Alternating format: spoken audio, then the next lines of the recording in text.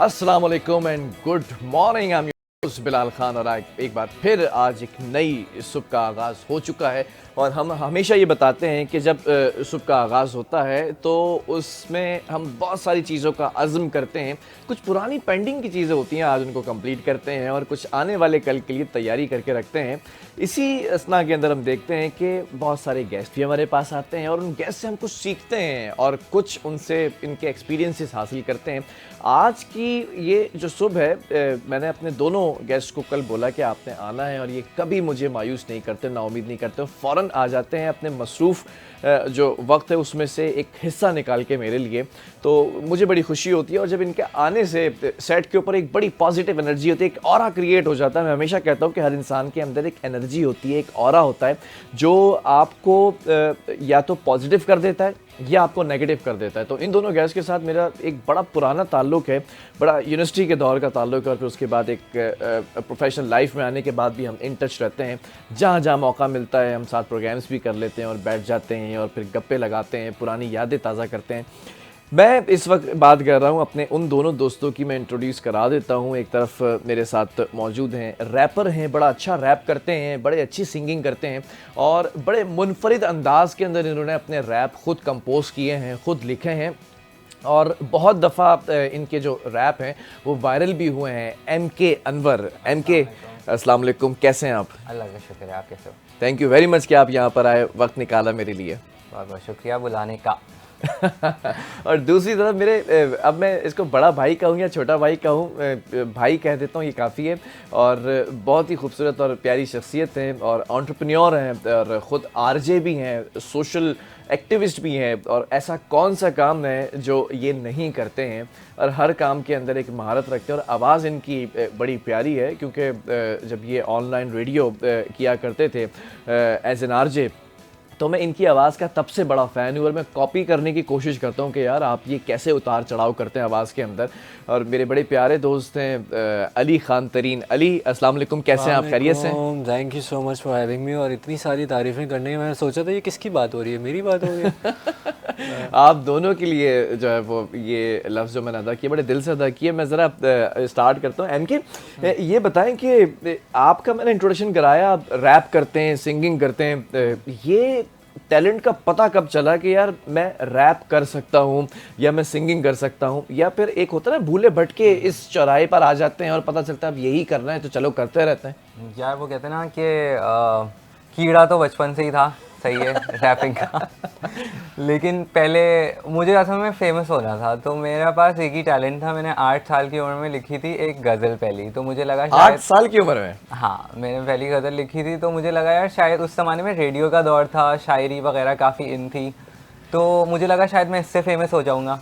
फिर कुछ सालों में मुझे पता लगा नहीं यार ये तो वर्क नहीं करना पड़ेगा, कुछ और करना पड़ेगा। उस ज़माने में आया था अली गुलपीर का सॉन्ग वडेरे का बेटा। मैंने कहा ये सही है यार, मस्त बीट पे शायरी हो रही है तो मैं भी कर सकता हूँ।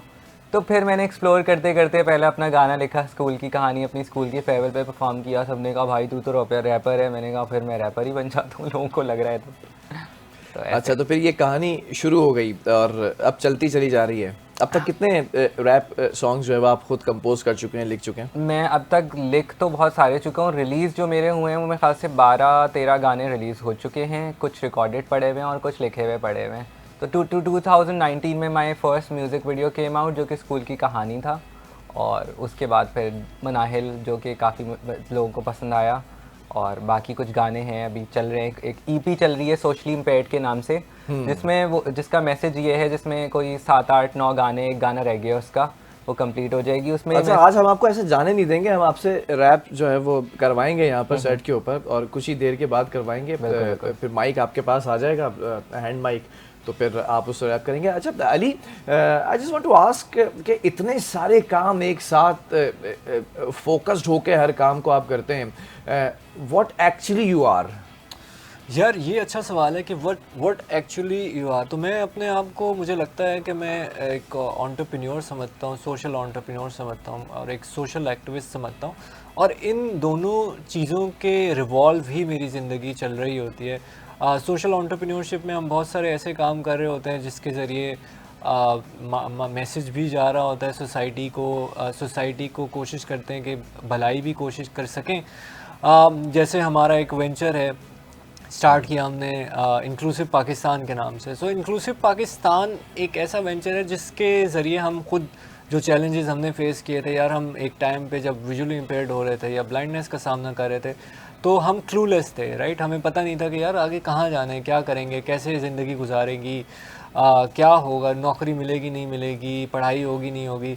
सो वो सारे सवाल ज़ाहिर है with the passage of time और लोगों के जहन में भी होते होंगे, विजुअली इम्पेयर्ड होना, लोग ख़त्म तो नहीं हो गए। तो वो फिर हमने कहा कि यार इन सारे सवालात के जवाब होने चाहिए, और थ्रू आवर वेंचर हम कोशिश करते हैं कि हम करियर काउंसलिंग भी करें, हम कैपेसिटी बिल्डिंग भी करें, हम ट्रेनिंग्स भी प्रोवाइड करें, और साथ साथ इन सारी चीज़ों के साथ साथ हम कोशिश करें कि ट्रेनिंग तो हो गई, एजुकेशन तो हो गई, अब व्हाट नेक्स्ट। तो हम कोशिश करते हैं कि जो लोग हमारे पास से पास आउट हो रहे हैं उनकी एम्प्लॉयमेंट के लिए या उनके एंटरप्रेन्योरशिप के लिए भी काम करें। सो या this is how it is. ये इंक्लूसिव पाकिस्तान वही है जिसका हिस्सा मैं भी काफ़ी ऐसे तक रहा हूँ। जो इंक्लूसिव पाकिस्तान बिल्कुल ये वही है जिसका हिस्सा आप रहे हैं, और आज भी हूँ, और आज भी हैं बिल्कुल। और आपने आई रिमेंबर दोज डेज के जब इंक्लूसिव पाकिस्तान के इवेंट्स होते तो अली के पास एक जुमला होता था कि भाईजान आपका अपना प्रोग्राम है और आपने इस प्रोग्राम को होस्ट करना है। तो मुझे वो एक कहते हैं ना कि शर्फ हासिल है कि मैंने उन कुछ प्रोग्राम्स को जो है वो होस्ट किया। अली, एक चीज़ और मैं पूछना चाहूँगा कि एम्प्लॉयमेंट के हवाले से आपने बड़ा अच्छा एक पॉइंट रेज किया। परेशानियां तो हैं ऑब्वियसली, एम्प्लॉयमेंट का तो मसला पूरे पाकिस्तान के अंदर नौजवान नस्ल के साथ वैसे ही है, लेकिन विजुअली इम्पेयर्ड के बारे में अगर मैं बात करूं कि आप उनको वेल प्रिपेयर्ड, वेल ग्रूम्ड करके मार्केट के अंदर जब लॉन्च करते हैं तो कुछ आसानी होती है उस लड़के को, उस नौजवान को कुछ बेहतरी की तरफ वो जाने की कोशिश कर रहा होता है फिर? अच्छा, जैसे आपने कहा ना कि यार एम्प्लॉयमेंट के मसले वैसी हैं, अपॉर्चुनिटीज़ लिमिटेड हैं। When it comes to person with disability या मार्जिनलाइज कम्युनिटी की जब बात होती है तो अपॉर्चुनिटीज़ ऑटोमेटिकली लिमिटेड हो जाती हैं और श्रिंक हो जाती हैं। और श्रिंक हो जाती हैं। तो इसमें दो तरह से होता है, एक तो एम्प्लॉयर के एंड से कि वो उसके जहन में सवाल होता है यार अच्छा मैं किसी माजूर शख्स को रख लूँगा, विजुअली इम्पेयर्ड रख लूँगा तो वो मेरे लिए बोझ ना बन जाए। एट द सेम टाइम फिर हमें देखना होता है कि यार जो बच्चा विजुअली इम्पेयर्ड है क्या उसके पास इनफ रिसोर्सेज हैं, क्या हम अगर उसको मार्केट में लॉन्च करने जा रहे हैं तो हम वाकई एम्प्लॉयर के ये खदशात सही ना साबित हो जाएं, क्योंकि ट्रेनिंग कैपेसिटी, एजुकेशन, एक्सपोजर कम होता है।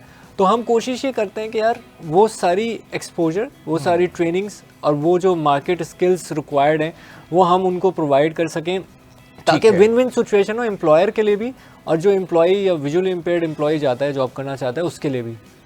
इवन मैं अगर इस बारे में बात करूँ ना, फिलहाल एम्प्लॉयमेंट का सबसे बड़ा मसला ये है कि अवेयरनेस नहीं है, बिल्कुल भी नहीं है। मतलब लोगों को ये भी समझ नहीं आता कि आपने कम्यूट कैसे किया है, आप यूज़ लैपटॉप या मोबाइल कैसे करते हो।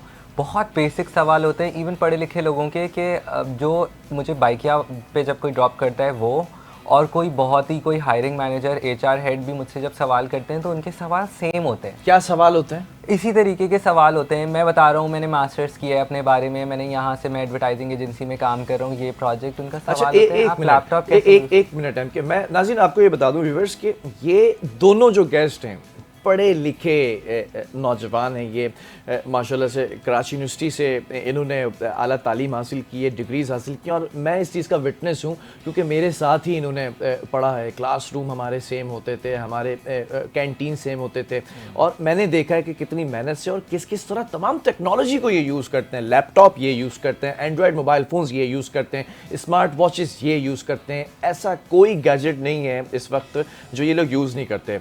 एम आई राइट?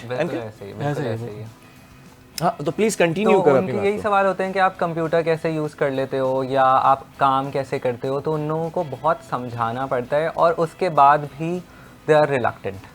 क्योंकि अगर इसका रीज़न मुझे जो पर्सनली लगता है वो ये है कि अगर एजुकेशन हमारी इंक्लूसिव रहे ना, जैसे अभी आपने मेंशन किया यू नो कि हमारी कैपेसिटी क्या है, हम कैसे हैं, राइट। अगर ऐसे ही इंक्लूसिव एजुकेशन हो और सब ने, बहुत सारे लोगों ने मुझ जैसे लाखों लोगों के बीच में पढ़ा हो, उनको जानते हो, हर किसी के पास एक रेफरेंस हो कि यार ये कर सकते हैं, तो वो किसी को चांस देने में रिलक्टेंट नहीं होंगे क्योंकि उन्होंने हमें थ्रू आउट अपनी एजुकेशनल जर्नी में टेस्ट किया हुआ होगा। बिल्कुल ऐसा ही है। और अब हमने ना इसका एक इनोवेशन सोल्यूशन निकाले। अब हम बताते नहीं हैं, हम करवाते हैं बेसिकली। और वो क्या करवाते हैं, हम MK भी हमारे साथ होता है। अब वो होता है dining in the dark. So what we do, हम एम्प्लॉयर्स को बुलाते हैं, हम I'm कहते हैं I just wanted to ask a question. ये खास फूड क्या है? नाज़िम, खास फूड अली जो है वो इससे एसोसिएट और अली इसके बारे में बताएंगे। अली, खास फूड में खास क्या है? ओके, तो ख़ास फूड्स में ख़ास मैं हूँ, ख़ास फ़िज़ा है, और ऑफ कोर्स हमारा फूड तो है, लेकिन उससे ज़्यादा ख़ास जो है वो द एक्सपीरियंस है, जो हम एक्सपीरियंस देते हैं, जिसकी अभी मैं आपके साथ बात कर रहा था।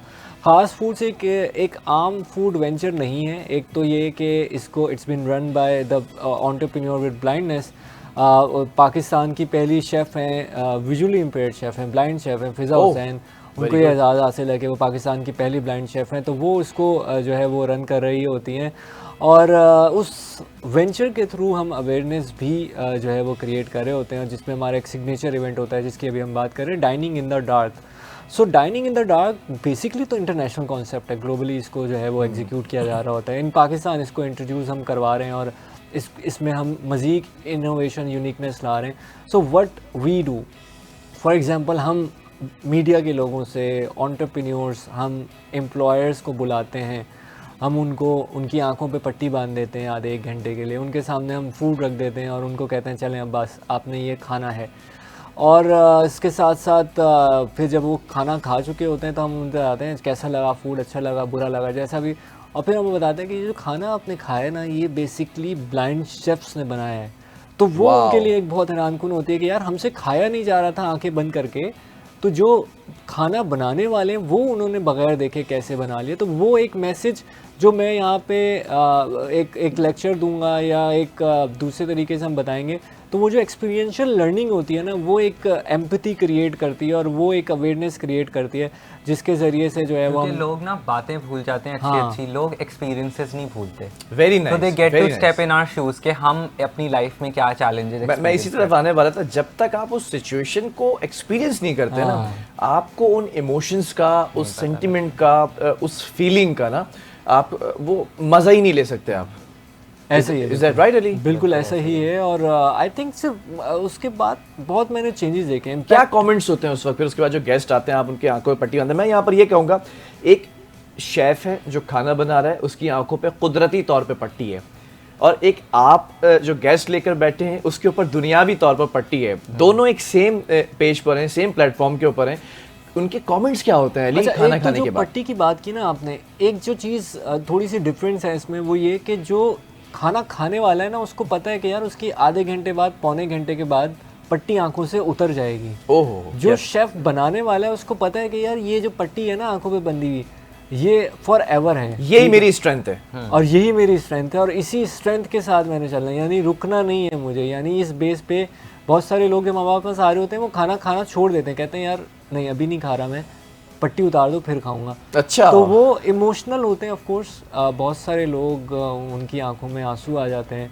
बहुत सारे लोग वो कह रहे होते हैं कि यार हम जिन अपॉर्चुनिटीज़ को, जो हमारे सेंसेस हैं, उनको हमने कभी फॉर ग्रांटेड लिया, हम उसको अब हमें पता चल रहा है कि यार कितनी इंपॉर्टेंस है। और उसके साथ साथ और उससे बढ़ के वो कहता है कि यार कभी कभी हम जो पर्सन विद डिसेबिलिटीज़ को फॉर ग्रांटेड ले रहे होते हैं, हमें पता नहीं होता। इस पूरे प्रोसेस में हम सोचते हैं कि यार अब हमें अगले आधे घंटे में क्या क्या रिसोर्सेज चाहिए होंगे, हम किस तरीके से अपनी ज़िंदगी में आगे बढ़ सकते हैं, और अगर हमारे साथ ये हो जाता है तो हम किस तरीके से सर्वाइव करेंगे। और फिर ये एम्पैथी क्रिएट करता है और वो कहते हैं कि यार ऑफ कोर्स जो पर्सन विद डिसेबिलिटीज़ हैं उनके बारे में हमें मज़ीद भी जानना है, और उनको जो अपॉर्चुनिटी हम प्रोवाइड कर सकते हैं वो हम फिर प्रोवाइड करते हैं। सबसे इम्पोर्टेंट चीज़ ये बिलाल, लोगों को ये भी दोबारा लोग सोच पाते हैं कि it can happen to any of us. सही है, वरना लोग ये सोच के बैठे होते हैं कि यार इसको नहीं रखो, ये तो मस्त बर्डन ना बन जाए या ये ना हो जाए।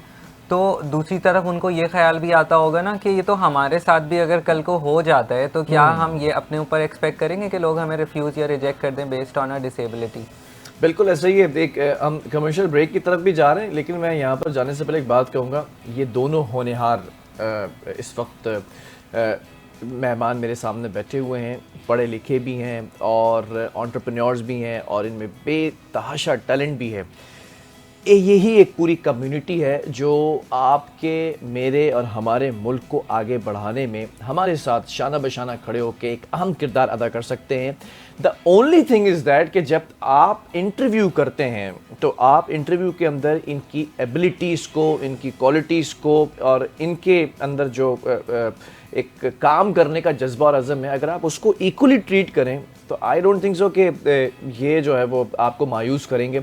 एक वक्फे की तरफ जा रहे हैं, वक्फे के बाद आके आपको इनके कुछ टैलेंट जो हैं उनसे भी आपको हम किनार कराएंगे, कुछ रैप सॉन्ग भी सुनेंगे और अली से भी हमारे साथ एक एक्टिविटी है, क्योंकि Ali used to be an RJ online radio. तो अली से पूछेंगे कि वो कैसा एक्सपीरियंस था। Don't go anywhere, will be right back.